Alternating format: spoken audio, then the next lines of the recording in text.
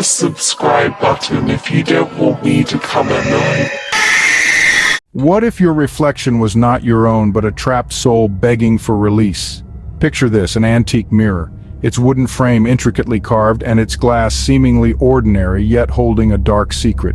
The mirror has been passed through generations, each owner intrigued by its beauty, oblivious to the curse it carries. Now imagine peering into this mirror. Instead of seeing your own reflection, you witness a parade of faces, each one distorted by fear and despair. These are the trapped souls, their eyes pleading for release, their mouths open in silent screams. This mirror, ladies and gentlemen, is no ordinary antique. It's a prison, a trap for the innocent and the unwary. Its previous owners have reported strange occurrences, eerie sightings in the mirror that were more than just their reflections. They have seen faces of those long gone, heard whispers in the dead of night, felt a chill down their spine whenever they dared to look into the mirror. And so the mirror passed hands, bringing its curse along with it. Imagine opening a gift only to find your worst nightmare staring back at you. This was the fate of the mirror's latest owner, an unsuspecting fellow who had no inkling of the terror that lay ahead. He received the antique mirror as a token of appreciation, a gift from an old friend who was unaware of its cursed history. At first, the mirror was just another decorative piece reflecting the mundane life around it. However, as time passed, the owner began to feel a creeping unease. It was as if the mirror held a presence of its own, almost as if it was watching him. Strange occurrences began to unfold. His reflection would linger a little too long, objects would move mysteriously, and he would hear whispers that seemed to emanate from the mirror itself. The mirror seemed to be just a mirror during the day, but when the night fell, things took a sinister turn. Have you ever seen something in the mirror that wasn't there when you turned around? On a cold, dark night, the mirror's owner sat alone in his room, shrouded in silence. His gaze was drawn towards the antique mirror, the cursed object that had become an unwanted part of his life. As he stared into its reflective surface, he saw a figure that wasn't his own, a trapped soul, screaming in silent agony.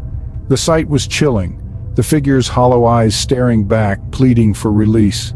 Driven by an unexplainable urge, the owner reached out to touch the cold glass, his heart pounding in his chest.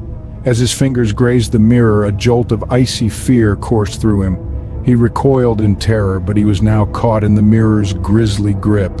In a desperate attempt to free the soul, the owner began a night-long battle against the mirror's curse. He tried everything, from sorcerous incantations to desperate pleas, but the mirror's hold was relentless. Each attempt was met with horrifying consequences, distorted reflections, ghastly apparitions, and chilling whispers that echoed in the stillness. The night wore on, each minute stretching into an eternity of terror.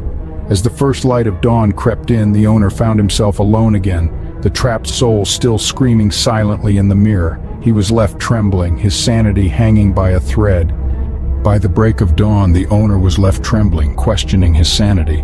What would you do if you were haunted by a mirror? Would you break it, risk releasing whatever is trapped inside, or live in fear? That's the dreadful question our poor protagonist had to face. Haunted incessantly by this cursed mirror, he found himself living in a waking nightmare.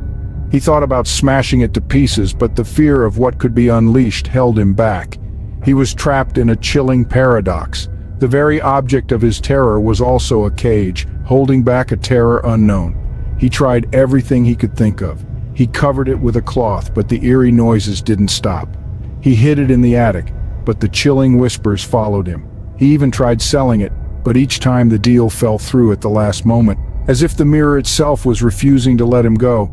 His nights were filled with horror, an unending echo of the mirror's curse. His days, a futile struggle to escape the relentless haunting. The mirror, it seemed, was not just a reflection of his image, but an embodiment of his deepest fears.